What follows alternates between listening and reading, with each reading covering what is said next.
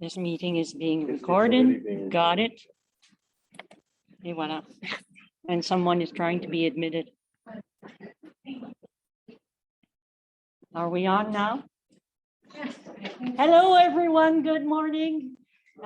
Yes, everyone in the room and everyone elsewhere in the world. Bienvenue à l'Université Saint-Paul. Welcome to St. Paul University. It is a great day today. It's the I don't know how many workshops have you already offered the center? A good 10, I think, already. So the Center for Safeguarding of Minors and Vulnerable Persons has been up and running for about 2 years now. And we've held many conferences and workshops and courses. And this morning, we are pleased to host Dr. Reverend Stephan Kappler. Yes, he is going to give a conference on the boundary violations with vulnerable adults. And this is a topic that is very dear to us at St. Paul University in our strategic plan. We have 3 different axes that we want to develop. One of them is healing of broken relationships. So this is very in line with our strategic plan. So I know you will enjoy this morning's conference. So without further ado, I'll let Dr. Kappler. Oh, Dr. Demazure wants to say a few words. Thank you.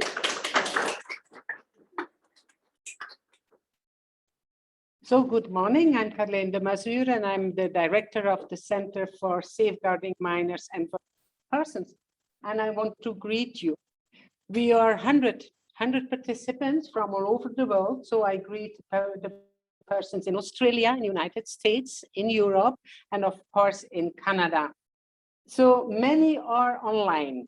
And there are some people also here in the room, but I have to say that most people are online. And so I want to welcome you. Of course, today we are very proud to have Reverend Stephan Kappler with us, because he is really an expert on the field, in the field of working with people who have transgressed boundaries with vulnerable adults. And without taking more of your patience, I will give him the floor, and he is going to tell more about his work and where he is working. So you do not need to hear it from me. So welcome again and have a nice workshop.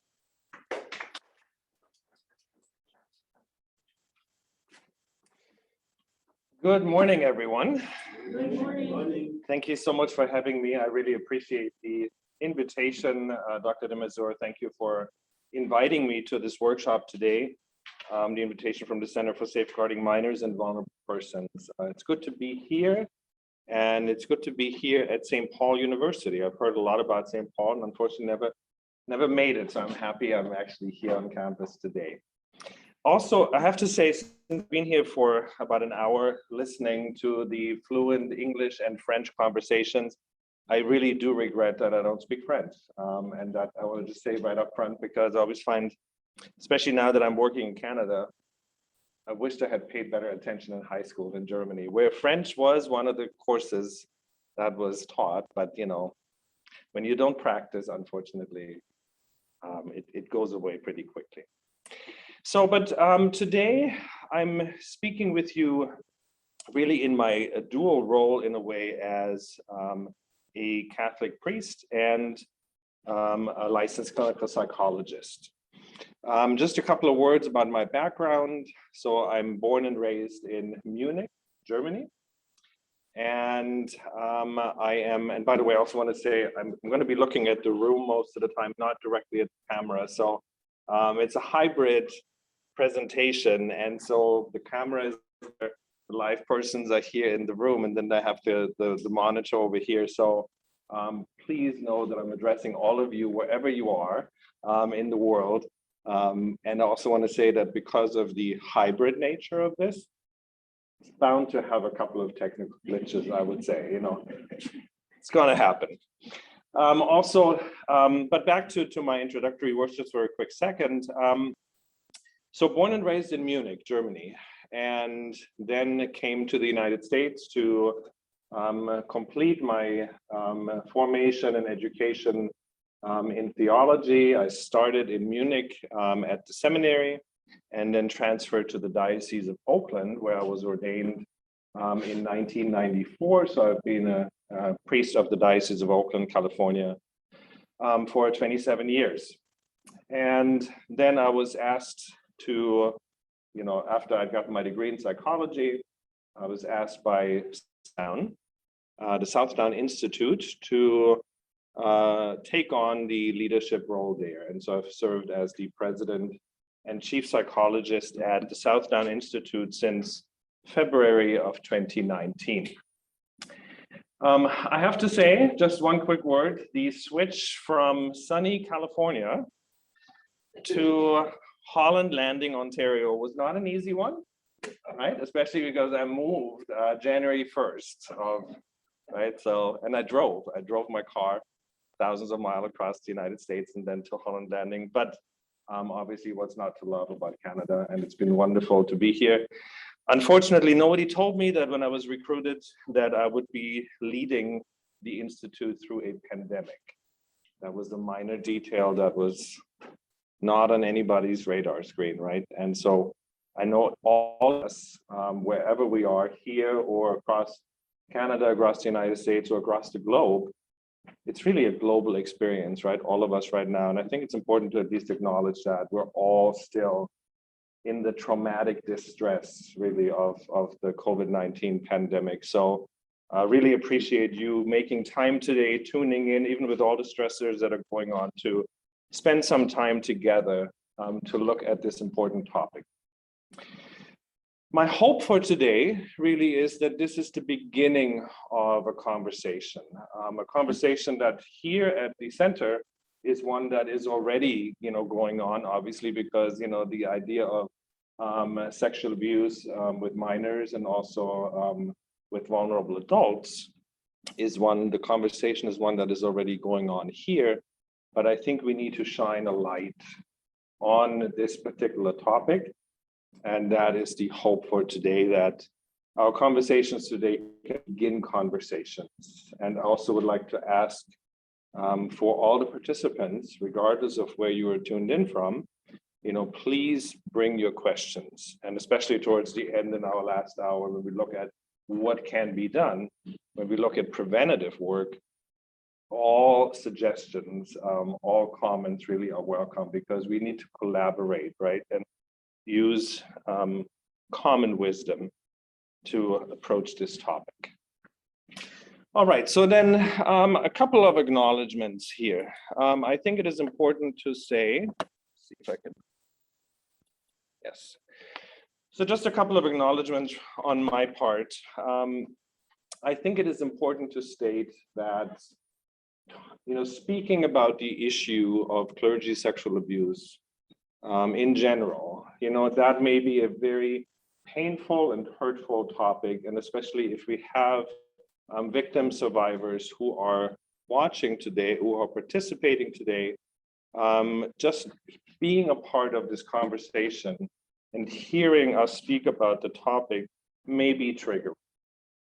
So I just want to point that out right away. Please make sure, wherever you are at today, that, if you find yourself triggered emotionally, please make sure that you are with, an emotionally supportive other, and that that there are people around you who are there to help. But let's just be aware of that. Second part also is, I think it's important to say that in addition to not just talking about the topic, but hearing me or seeing me talk about this, maybe even more triggering, because I'm very aware that for many victim survivors, sometimes seeing the symbols of our Catholic faith, and sometimes as simple as seeing a Roman collar and having a male priest present this, may actually amplify that hurt or that triggering effect. Also, I am speaking as a priest, a male in a predominantly male-dominated church. Therefore, that means I'm speaking as a person with a lot of privileges. And I think it's important to acknowledge that, because with privilege comes power, and power is one of those very important topics that we will talk about in the course of our presentation today. I also want to acknowledge, and this really came to my attention just a couple of weeks ago, because I was talking with a victim survivor, and she was so kind in pointing out to me that while I was preparing for this talk about trying to shine light on the idea of, what happens to vulnerable adults, she was sharing with me that actually just the use of that word vulnerable for some victim survivors is not, it's a very difficult word to hear. Because, and we're going to get there a little bit later, because for many, it seems like she was saying to me, well, isn't there a little bit of victim blaming when we talk about vulnerable adults? Something we're going to come back to later. I'm very grateful that she pointed that out to me. So I want to at least acknowledge that, right? Even terms that I thought were like really positive to use because it would shine light on something, inadvertently may be triggering and really painful for some of us. Then, let's see here. Sorry, I wish I had a clicker in a sense. Okay. Also would like to, having said what I just said, I think it is important to say that, as a Catholic priest, I do want to begin by asking forgiveness for the hurt experience in the very church that I do represent as a Catholic priest. And as we just said in our beginning, right, I live church in Germany. I live church and my ministry in California, and now I'm living my ministry in church in Canada. And while I can say on the one hand, I was blessed to see the beauty of our Catholic faith, right, in all these different places, sadly also we could look at the sadness and the horror that has gone along with that Catholic faith in all these different places. Because no matter where we are, the wound of sexual abuse or abuse in general committed by Catholic clergy, unfortunately, is as global as a global Catholic experience. And there is a sense of shame, right? I think I talk with a lot of priests across the country, in Canada, especially right now, like the same kind of shame that is there right now with so many of us when we speak about the residential schools.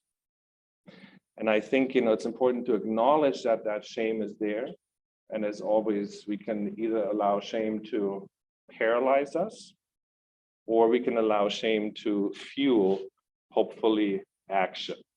And I think a part of our presentation today is to committing to honesty and continued dialogue, and to working together for healing and preventative action. So then also wanted to say that the observations I'm sharing with you today are not just mine. I just happen to be here as the spokesperson, so to speak, as the presenter, right? But it really brings together the clinical experience from our whole multidisciplinary team at the Southdown Institute. And that is a team of all kinds of professions, right? So includes psychologists, spiritual directors, nursing staff, addiction counselors, psychiatrists, nutritionists, you name it, right? It's a multidisciplinary team. And really, we're bringing in all of our observations. And what I'm saying today is really based on all of our combined experience. So then a quick word about the Southdown Institute. Then, we've been around since 1966. And since then, we've been providing really mainly two things, restorative care, but also preventative care for vowed religious, clergy, and also more lately for lay ecclesial ministers, lay pastoral ministers, and lay individuals. It's a range of things, right? We do clinical assessments, candidate assessments. We provide residential treatment at our facility in Holland Landing. We provide outpatient psychotherapy and community wellness services, including psychoeducation and consultation. So especially the psychoeducation piece is one that we will come back to as one of those preventative things that I think we can and need to do more of. So then what's the workshop going to be like today? The overview would be, we begin by looking at the shift, right? We call this a shift in the clergy abuse crisis. And the shift is that I'm describing is the moving away from the referrals that we're seeing at Southdown for or at any of the centers, assessment centers or residential treatment centers, really across North America, I would say. The shift from the focus on sexual abuse against minors to the referral of individuals who have perpetrated abuse or have crossed boundaries with vulnerable adults. So first part of our conversation is, let's look at the concept of vulnerability and how we're approaching that. And also at the end of the day, how we are seeing this at Southdown when we approach assessment and treatment. The second part then after a break is we're looking together at risk factors in the individuals who are referred to us. What are the risk factors that we have seen with these individuals, risk factors of a psychological and spiritual nature? We're going to look through those. Then we're going to break for lunch, and then we're going to look at a couple of case studies, actually, where hopefully together we can kind of see which one of these risk factors were present. And also maybe in a conversation, we can already lay the groundwork of saying what could have been done, right? Maybe we can see in the case studies where was a place where maybe some intervention could have happened or some change could have occurred before the person came to a point of abusing someone. And then the last part is the preventative work, what can be done. All right, so let me talk a little bit about that shift that we have seen occurring over the years. I can say that in general, the referrals for priests who perpetrated abuse of minor have steadily declined. Like right now, I can tell you we're not seeing those referrals at a place like Southdown. What we are seeing is more referrals for individuals who have crossed a boundary with an adult. I'm giving you some data from the last 16 years. So we just did a quick sort of like review of our own data. And in that, we would see that of 600 plus priests who were at Southdown for treatment for one thing or another, in that number, we had 23% who were there because they were dealing, amongst other things, with a boundary violation with an adult. 5% for sexual abuse of a minor. And the sexual abuse cases of the 5%, I would say, were mostly, as we have seen in most of the last, reports that, were widely, what people pay attention to. Like if you look at the numbers from France, from the recent report, if you look at numbers from the in the Pennsylvania report, etc., we're mostly looking at historical cases, right? Not exclusively, that's also the experience for us at Southdown. So, as you can see, there's a real shift there, right? Those numbers are quite different. Now, we could probably have a whole workshop talking about why that is.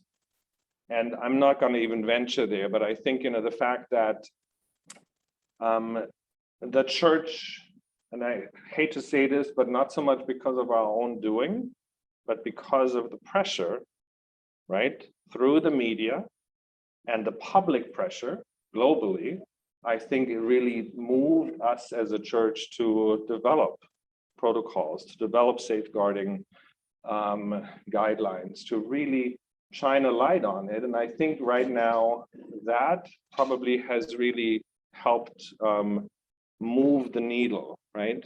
Because there's such a tension now where I think it would be really difficult for someone anywhere, for a person in authority to look the other way. I'm not saying that that does not still happen. I'm certain, almost certain it does, but certainly there has been a major shift in that, right?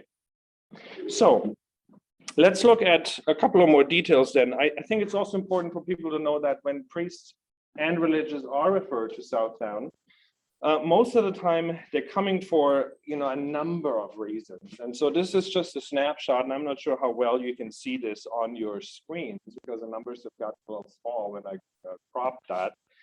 But this is a snapshot from one of the years, right? I think this is from numbers from 2019, I believe, right? So this is pretty standard. So you'd see that the vast majority of people are dealing, 61% here, are dealing with a mood disorder.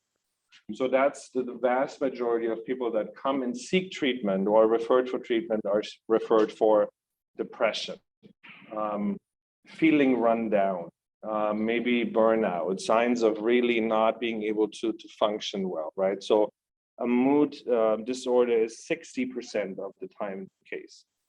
Phase of life is for about 50%. And phase of life usually is the usual when we hear about like burnout, and somebody maybe was transferred, or maybe somebody has come back from missionary work and they're really having trouble adjusting to their new environment, right? Also, sometimes the transitioning into retirement or the phase of life that has become a difficulty, right? Usually adjustment disorders, that's the clinical term we would use. Then about 22% substance abuse, then we have a number of about 20% personality disorders, 14% we're dealing with anxiety disorders, 6% with sexual disorders, and that would be that sliver of what I talked about. So that would be the category where we would categorize somebody who's dealing with an abuse issue, right? Having perpetrated abuse or other sexuality related issues.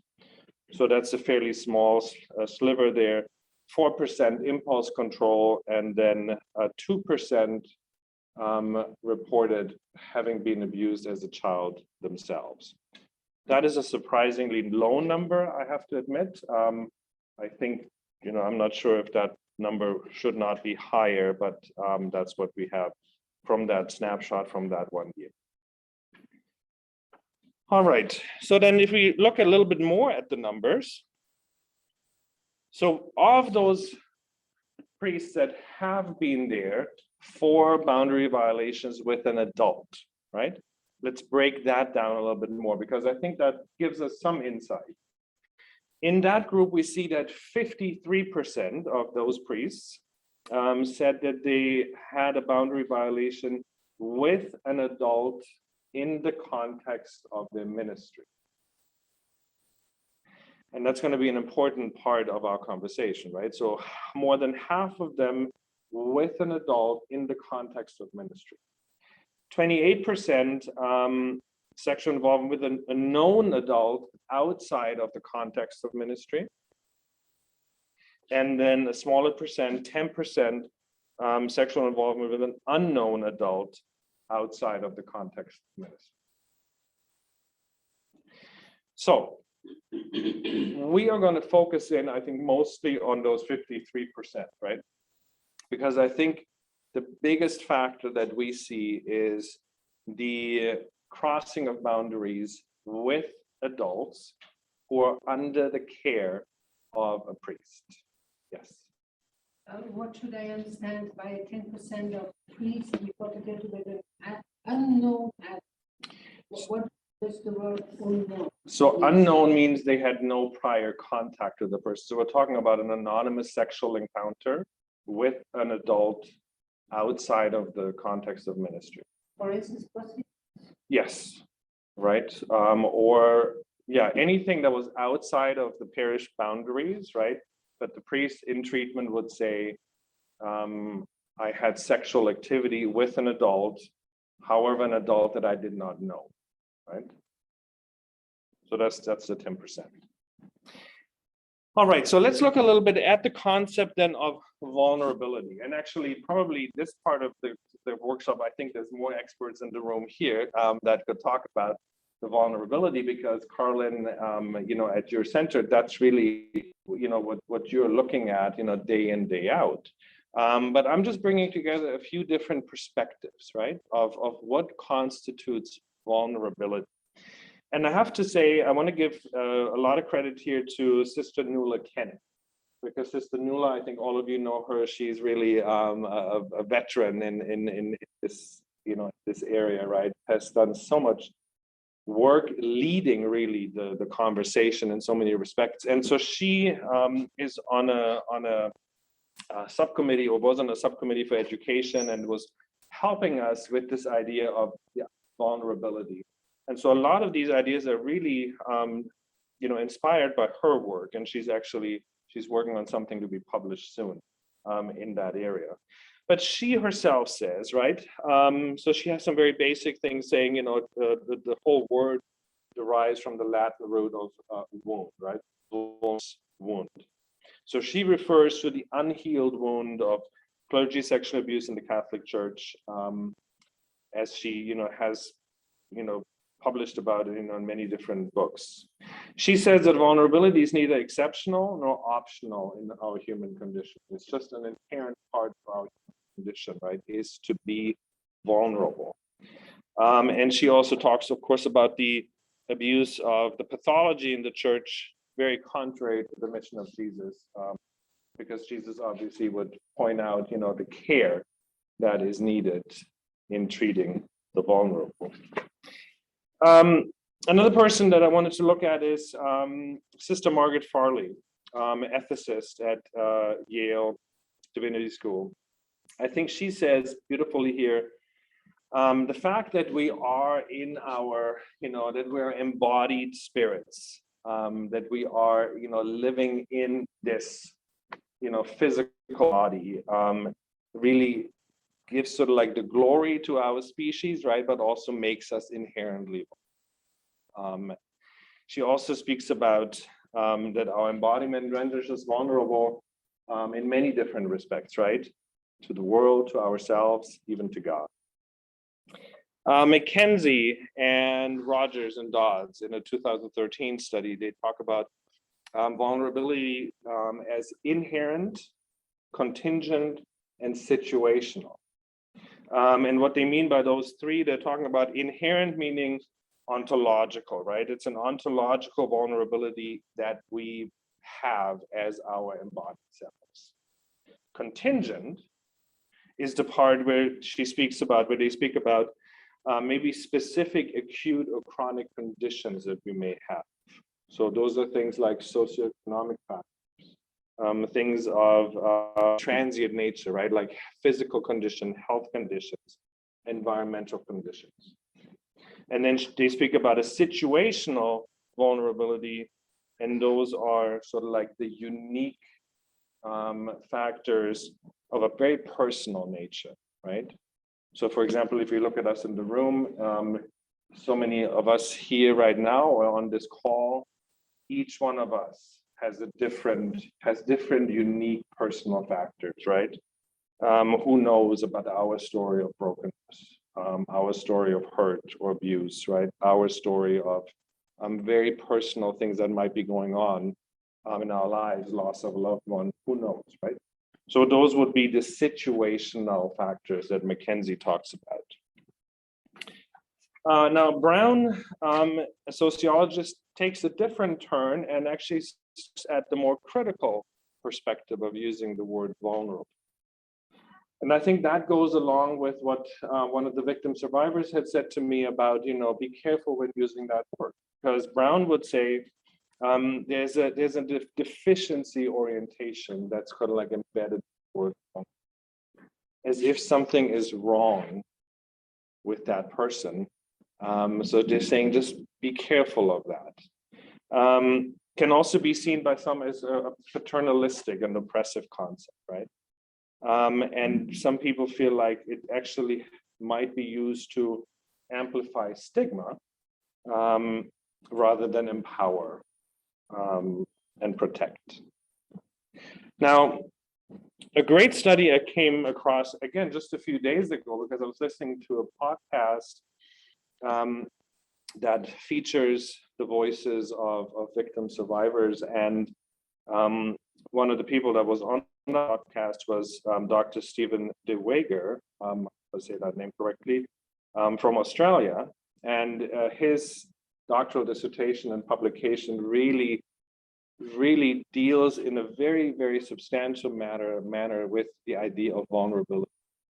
And so he would say that he describes it actually as clergy sexual misconduct against adults. He says, let's name it what it is. So he does not like to really even use the word vulnerability, but he says, let's keep the focus, like laser focus, on the perpetrator, not on the victim, but on the perpetrator. So he says, let's call it clergy sexual misconduct against adults, period. He also in his paper says, the use of the idea of vulnerable person may contribute to victim, right? And he then speaks about professional, positional, and spiritual power uses. And those are words that we're going to be using as well, because in our perspective, it has very much to do with the abuse of power, right? So let's take another look at other perspectives, right? So in Canadian law, I'm not pretending to know much about law. I know we have canonists here with us who can speak to canon law, but just in general, I think Canadian law has moved to a position of looking at vulnerable people. I saw this perspective here, the vulnerable person standard in Canada, which was developed when the legislation was developed about medical assistance in dying. So in the course of that, a lot of work was done to see how do we define vulnerability, right? And so in that sense, I think in Canadian law, main concept is that vulnerability is when a person has diminished defenses. What I liked about that standard is that they brought in multiple factors for determinants. So it brings in psychosocial factors. It brings in mental health issues that might diminish a person's defenses, right? Lack of access to services, poverty, violence, and other psychosocial factors. So there's really, I think, a broadening of the idea of, vulnerability. There's many factors that contribute to that. Now, in the church, I think Pope Francis has really led us in a major shift in that, right? Especially in the last few years, there's been a major shift in the idea of how we as the church look at vulnerability.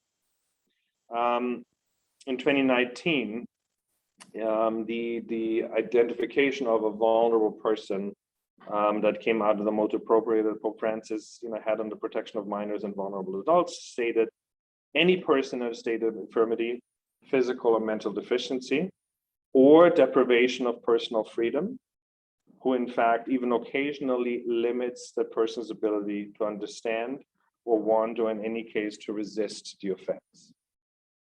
So it broadens the concept, right? Broadens the concept, and again, it goes to the fact of how much is a person able to consent to any act in their lives. The new Code of Canon Law, which I'm not sure, is that correct? December 8th this year, it's going to go into effect? Looking at our candidates, yes, okay. Okay, so there's also a major shift in here, and I'm actually taking this from CBC News as a source, where they, the news reporting on it really picked up on the fact that the new Code of Canon Law, now adds penalizing priests and lay people actually also, such as teachers and others in positions of power, who engage in sexual acts with anyone, not just a minor or someone who lacks the use of reason, if the person in authority used force, threats, or abuse of their authority to engage in those acts, right? So that's a shift. That's a major shift that's happening, right? Because we're broadening the concept of vulnerability.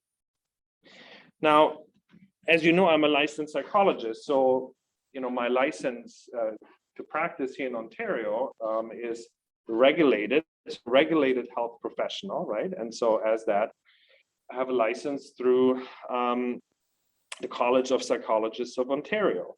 And how we look at vulnerability there, I think there's also an interesting perspective in here. The main point is, and this is when we review limits to confidentiality with any person that comes in for treatment, right? We talk about the things where we need to report, right? In other words, we can have to break confidentiality in certain cases. So those are called the natural limitations to confidentiality, right? And so what that for us is are things, and there's more, by the way, I just put 3 here, but that is usually when we're speaking with a client, right? And we hear the person may be at risk for themselves or others. In that case, right, we need to find more help for the person. Second case is if we hear about abuse, and that can be physical, emotional, sexual, and or financial abuse of a minor, of an elder, or a member of a vulnerable population. So that leaves it quite open in a sense, and that's actually one of those difficulties, because what exactly does that mean, right? And that's where we get into the difficulty with this topic, because there's still sort of like a lack of clarity. What does that mean? And when do I need to report this? So we're going to get there in just a second, so hang on with me. But there's something that the College of Psychologists added in Ontario, which I think is really a very brilliant move in a sense, because many other jurisdictions stop there. Yet, we also know that there is sexual abuse perpetrated by other regulated health professionals, right? And in many jurisdictions, that's not a reportable offense.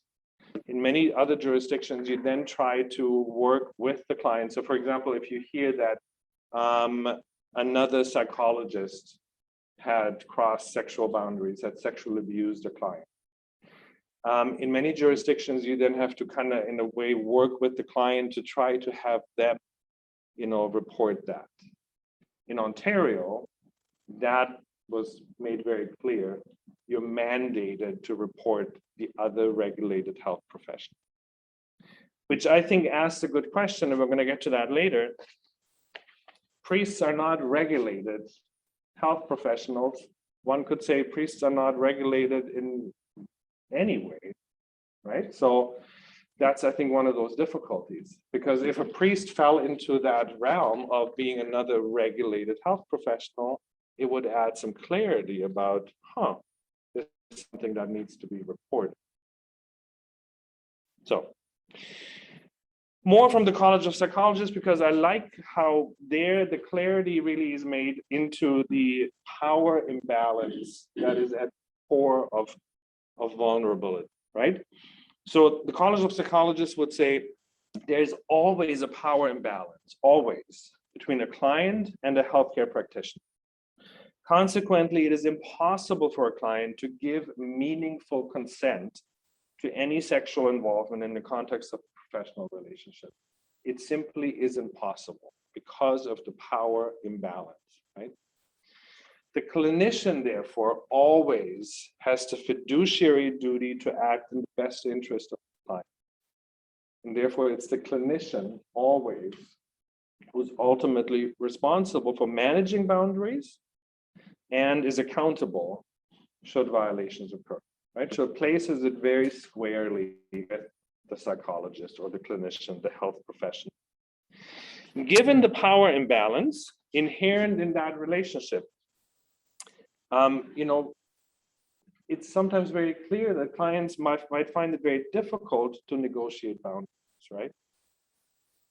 But it is the professional, the regulated health professional, who needs to anticipate that and who needs to navigate that safely, right? Because that responsibility can never be on the client. It has to be on the professional who sets those boundaries. Okay. So therefore, in our perspective at Southdown, right?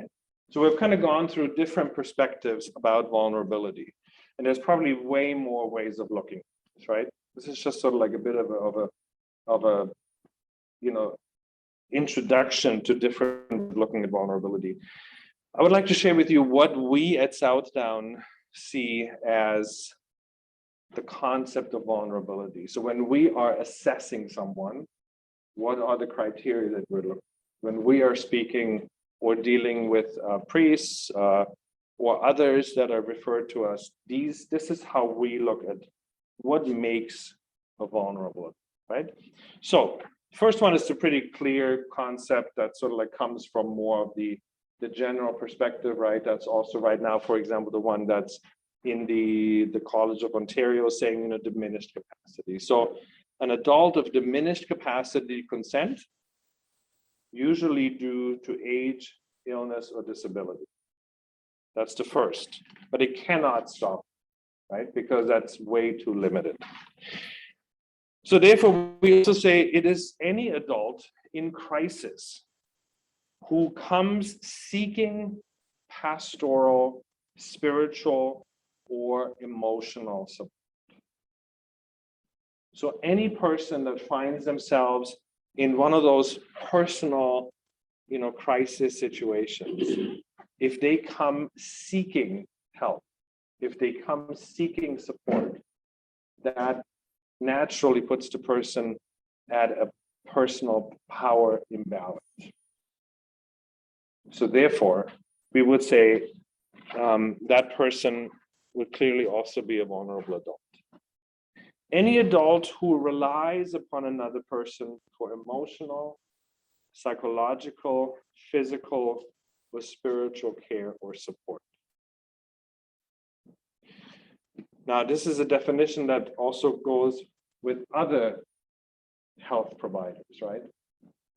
That goes beyond, obviously, the priest function, but clearly when somebody has come to rely on the other, right? Has come to trust that the other is a safe person I can rely on for my emotional, psychological, physical, or spiritual care or support.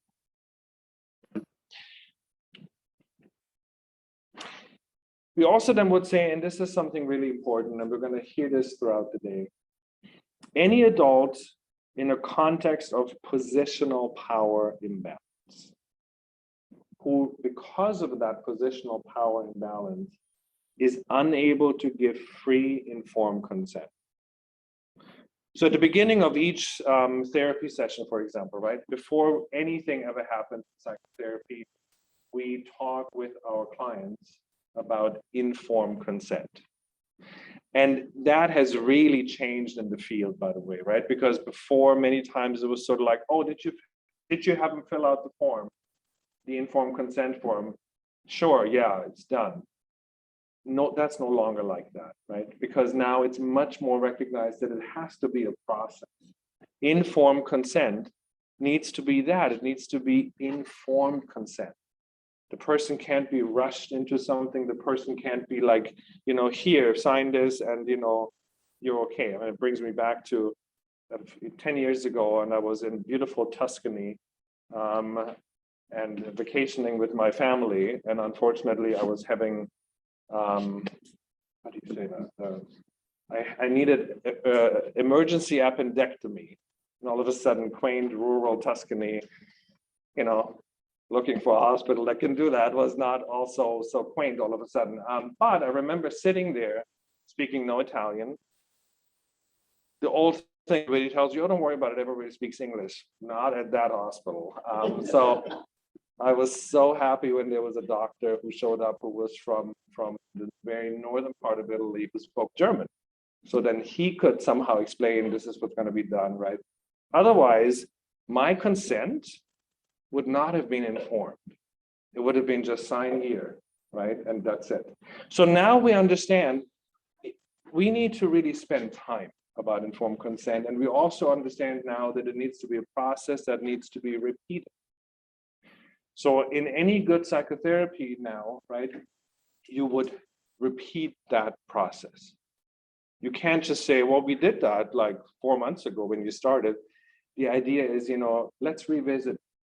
Are we still doing what feels safe to you? Are the boundaries still clear, right? So it's a good thing to revisit informed consent to make sure it's really understood, and it's a very mutually understood concept. Now, the positional power imbalance, I'm just giving examples here, but there could be way more, right? So clearly for us, we would say from the priest perspective then, who is in a positional power imbalance with me? That would be any parishioner, right? Because they know me in my role as the priest.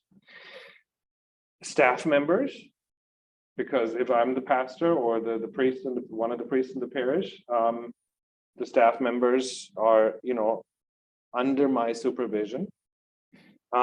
When I was a pastor at St. Jarlath Parish in Oakland, in the beginning, all the teachers at that Catholic school, the system there's a little different, but all the teachers at that school, although there was a principal, but I was the one who hired and fired teachers. So all of a sudden that entire school staff, right, also positional power imbalance, anybody really who is a recipient of our ministry or participant in ministry, anybody who comes for spiritual direction, anybody who comes for pastoral counseling, seminarians who may be in the parish, right?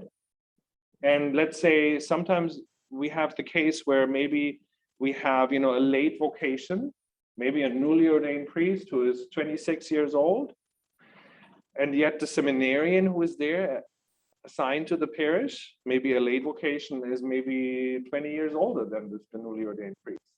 And maybe he doesn't feel as if the power is with the newly ordained priest, but guess what? It is, right? Because the seminarian relies on the supervision of that priest. So positional power everywhere. Also when you supervise people, right? Any supervisee would be in a position of power imbalance. The other power imbalance that we look at is the personal power imbalance. And that, again, it broadens it a little bit more. And that means an adult who comes to us for help or who presents for help, and maybe in a moment of really, again, it goes back to the crisis, is in a moment of situational, power imbalance. So things like poverty, financial dependence, active mental health issues such as anxiety, depression, history of abuse, maybe trauma, level or of maturity or maturity. Those would be adding to a personal power imbalance, right? Now, another one that we would see is adult in a spiritual power imbalance, right? And I know these kind of like in many ways they go together, but I think it's important to nuance them. So a person in a spiritual power imbalance would be a person who has come seeking the expert spiritual advice from the person representing faith, from the person representing spirituality, from the person that, in many, maybe unconscious ways representing God. So that's spiritual component is one that is really important not to neglect. The next one we would also add in here is an adult who maybe was seeking safety in the ministerial role of the priest. And this is where this also goes beyond, for example, the Catholic perspective, right? Because maybe the person is not a Catholic or a parishioner at all, right? Maybe they don't really have a clue about, what our Catholic faith is all about. But because of the reputation of the community, maybe they have come to seek safety simply because they associate that with the ministerial role of. So the example I would give for that is, in Oakland, in my parishes, we did a lot of work with immigrant communities, especially in the United States. I would say a good third of my parish probably was in the neighborhood were undocumented people who lived in that, families who lived in that neighborhood. And for many of them, the Catholic priest, even though maybe they had no association with the parish whatsoever, but simply Catholic priest somehow represented safety. Also represented because many of us, being Spanish speakers, we're able to help, we're able to maybe open doors, we're able to maybe advocate with the police or whatever, right? And there was no ministerial connection at all. And yet, that is a power imbalance because the person came seeking the safety that they thought would come with that ministerial. The last one we'd like to add in here is, and this, I know a couple of my colleagues have said, well, that sounds a little vague. So what I'm going to explain is, an adult who received professional help and support from the priest, even if they didn't know that, he was a priest, or they didn't know his function, his status, etc. That seems very broad, but the example for that would be the following. That the key for this one lies in the adult who received professional help. So if I am volunteering in the social services, let's say Wednesdays at St. Vincent de Paul in Oakland, or at Salvation Army, if I decided that I would go there and help in the soup kitchen, and I'm not there maybe wearing my collar, I'm not there as Father Stephan, pastor of St. Charlotte Parish, but I'm there and the person is coming seeking professional help because they are in dire need, right?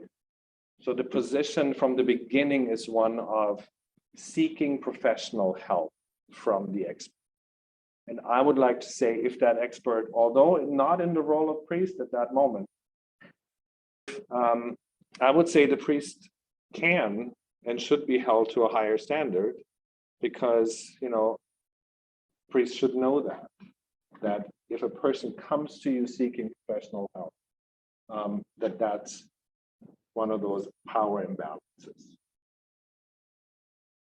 Okay, so I'm going to stop here for our first segment. And I know this is a lot of things we just covered, but basically, right, the whole gist of this is to shine a light on the fact that vulnerability of a minor is crystal clear, right? There's clarity about that. But then the moment we get sort of like cross that threshold into, oh, this person is now an adult on paper, right? All of a sudden the clarity goes away. And I think this is a big part of why we're doing our presentation today, because the clarity goes away in so many different respects. It's almost as if, and I'm being a little facetious, but it's almost as if I've had conversations with some religious leaders where, the call comes in and we're consulting about a case maybe, and then you almost hear this like, whew, person was not a minor. So there's almost sort of like this like little bit of a sense of relief. I wasn't a minor, like dodged a bullet. Right? And so I think then, of course, the next phase of that same conversation is the more difficult one, where then we have to say, okay, but let's take a look at this situation. Wasn't this person, yes, this person was magically over the 18-year mark, right? But were they really a person that could give consent to anything? And that is where the lack of clarity really comes in, right? Because so many times, again, even well-meaning people, might say, "Oh no, this was a mutual thing. Don't worry, that was a mutual thing. She wanted that also, or he wanted that also." Let's take a look at that, really, right? And that's where the conversation becomes difficult, but where the conversation needs to unfold. Because that's where these categories that we just went through really, become all of a sudden take on new importance. And I have to say the shift in canon law, right? The shift that has occurred in the last 2 years in what we have seen from the Vatican, and also I think, the bishops, for example, Canada, have really kind of tried to, go with that, is like, let's broaden this understanding. But that's the hope for today's presentation, right? Let's shine a light on it and let's bring clarity. Okay, so that would be the end of our first segment. I don't know how we're going to handle questions. We Do we have time for questions or hold them? First, okay. Okay. And let me see on the schedule and then go. What about to have the break and after the break have questions? So people have the time to. Very good. So I know there's probably lots of questions going on. Maybe if you're watching this in a group or with a colleague or someone, we're taking a half-hour break. So talk amongst yourselves, and then we come back and we address some of the questions, and then we'll go into part two where we're looking at risk factors. Yes, you can also put your questions on the chat. I got already some. So please, if you do not want to speak or your speaker is not on, just give me the questions in the chat, and then I will communicate them with our speaker of the day. So thank you for this first session, and we meet in half an hour. So.